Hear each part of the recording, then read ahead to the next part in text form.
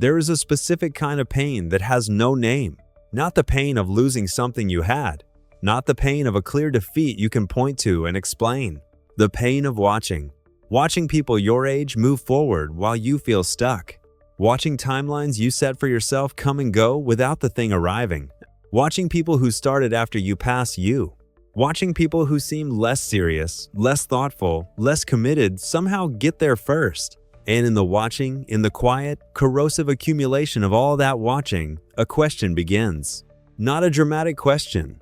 Not a crisis. Something quieter and more dangerous than that. What if I'm just not one of the ones it works out for? If you have ever sat with that question in the dark, in the early morning, in the space between sleep and waking where you cannot perform optimism anymore, this video is for you. Not to comfort you with easy words, not to tell you that everything happens for a reason, or that your time is coming, or that you just need to believe harder, but to show you something real, a set of signs, specific, observable, psychological signs that what you are experiencing is not the beginning of permanent failure. It is the specific, recognizable, historically documented experience of the person who is going to succeed later than the timeline said they should. Friedrich Nietzsche understood this kind of person better than almost anyone because he was one, ignored in his time, dismissed, working in isolation, producing work that would not be understood until after his death. He wrote, and these words have outlasted everyone who laughed at him. Some people are born posthumously. Today, we explore what that means for you. Stay until the end, because the final sign is the one that will make sense of everything that came before it. 1. You think more than you move, and you have always felt guilty about it. There is a type of person the world consistently underestimates.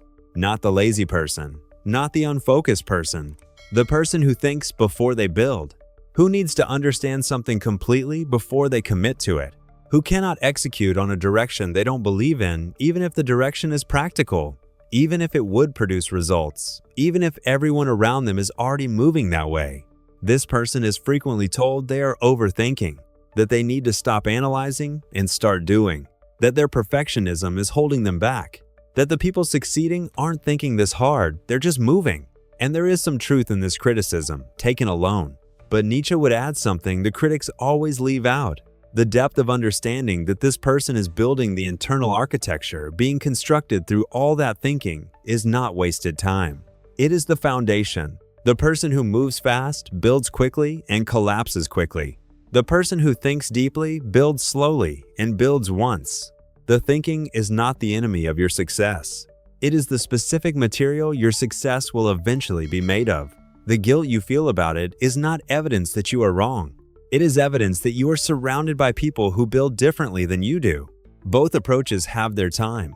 Yours is just not first. 2. You have started over more than once, and each time, you started differently.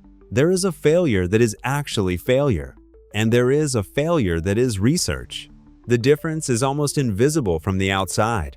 From the inside, if you are honest with yourself, you can feel it. True failure has a quality of repetition without learning.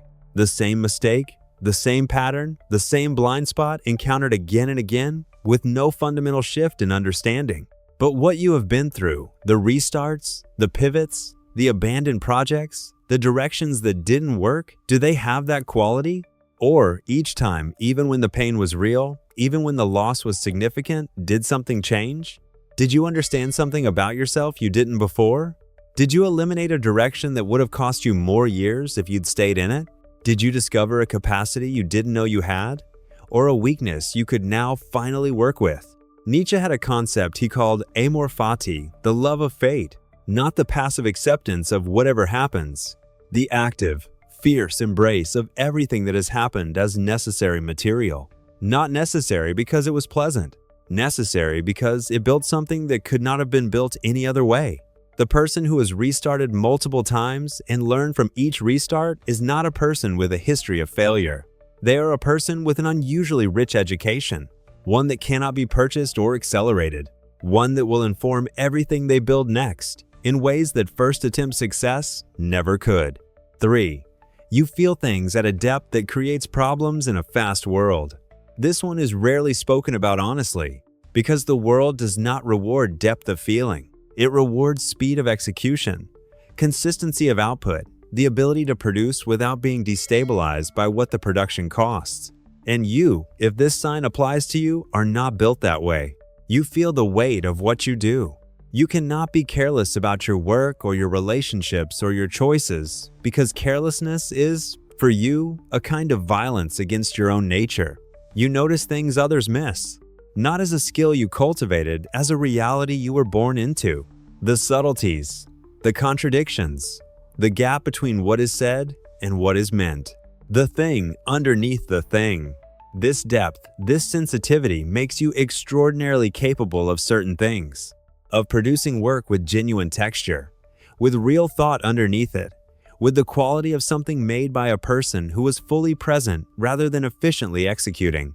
But it also makes you slower, more affected by setback, more genuinely disrupted by things that other people seem to absorb and move past quickly, more likely to stop, not out of weakness, but because you cannot in good conscience continue until you have understood what just happened. Nietzsche wrote that the most profound human beings must also be the most suffering, not as punishment, as the natural consequence of being built for depth in a world that moves fast. The suffering is not evidence that something is wrong with you. It is evidence that you are configured for something the world has not yet asked of you. Yet. 4. People have consistently underestimated you and you have let them. This is a sign most people misread as weakness. The person who corrects every misperception, who challenges every underestimation, who makes sure the room always has an accurate picture of their capability. That person is not more confident than you. They are more anxious than you. The anxiety of being misread is so uncomfortable for them that they cannot allow it to stand uncorrected. The person who lets the underestimation sit, who absorbs the dismissal without rushing to disprove it, is operating from a different place entirely, not from the absence of self-belief, from the presence of something stronger than the need for your belief. Nietzsche wrote about this as a form of patience that is available only to those who are genuinely certain. The uncertain person must correct the record immediately. The stakes are too high if they don't. The certain person can wait, because time will correct it. And the correction that comes from time, from the accumulation of work and reality and undeniable evidence, is permanent in a way that no argument ever is. Every person who has ever succeeded in a way that surprised the people around them was, at some point, significantly underestimated. And the underestimation did not stop them, because it did not reach the place where the work was being done. 5. You have a relationship with solitude that most people don't understand. Not loneliness. Solitude. The distinction is crucial, and Nietzsche drew it precisely. Loneliness is the pain of unwanted aloneness. Solitude is the chosen, productive, necessary condition of a person who does their most important work inside themselves. Most people cannot be alone, not genuinely alone, not without the television, the phone, the background noise of other people's lives flowing through their feed. The silence of genuine solitude is, for most people, quickly filled with an anxiety they cannot locate or name. Because in the silence, without the distraction, something appears that they have been avoiding: themselves. The person who is going to succeed late has a different relationship with this silence. Not always comfortable in it, not always peaceful, but productive in it, alive in it, honest in it, able to sit with their own thoughts long enough to understand them, to examine what they actually believe rather than what they have absorbed, to hear beneath the noise of other people's expectations and timelines and definitions of success, the quieter, more persistent signal of their own direction. Nietzsche was almost completely alone for the most productive years of his philosophical life. Not because he was rejected, though sometimes he was, but because he understood that the work he was trying to do required an inner environment that crowds cannot provide. Your comfort with solitude is not antisocial behavior. It is the specific condition under which your best thinking happens. And your best thinking, the kind that takes years to arrive at, will produce something that quick thinkers cannot replicate. 6. You have standards that have cost you things, and you kept them anyway. This is one of the clearest signs, because standards are easy to maintain when maintaining them is convenient. The real test of a standard is whether you keep it when keeping it cost you something, an opportunity that required you to compromise something fundamental, a relationship that would have been easier if you were willing to be less honest. a version of success that was available but required you to become someone you did not want to be. And you said no, not dramatically, maybe quietly, maybe with real grief about what you were letting go. But no, most people cannot do this. Not because they lack values, but because in the moment when the value costs something real, it reveals whether it was a genuine value or a theoretical one. Nietzsche was devastating on this point. He wrote that most people's morality is untested, comfortable, maintained only because it has never been genuinely challenged. The person whose standards have been tested and held has something entirely different, not an inherited set of values, a proven set, confirmed through fire, demonstrated in real conditions.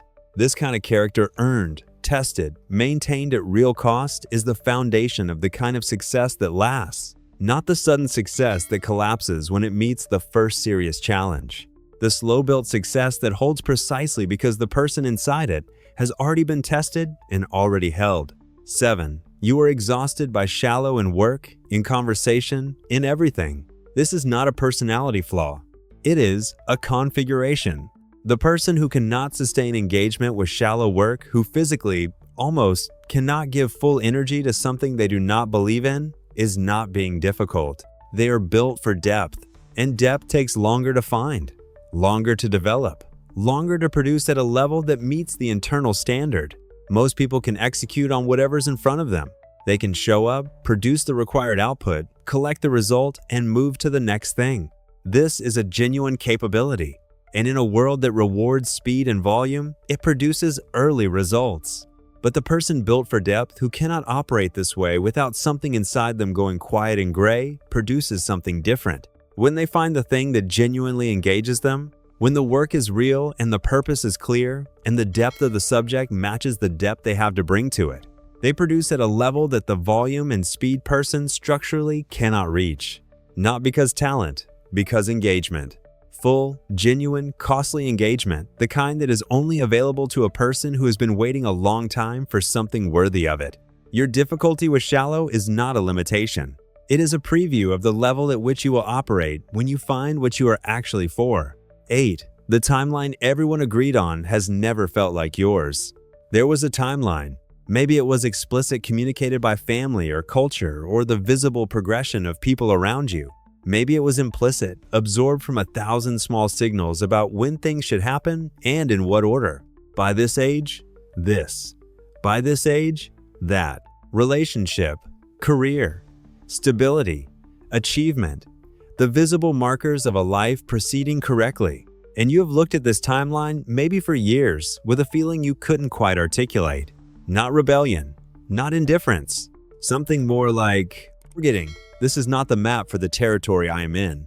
Because the territory you are in, the specific combination of what you are building, what you are working through, what you are becoming does not follow the standard timeline. It could not.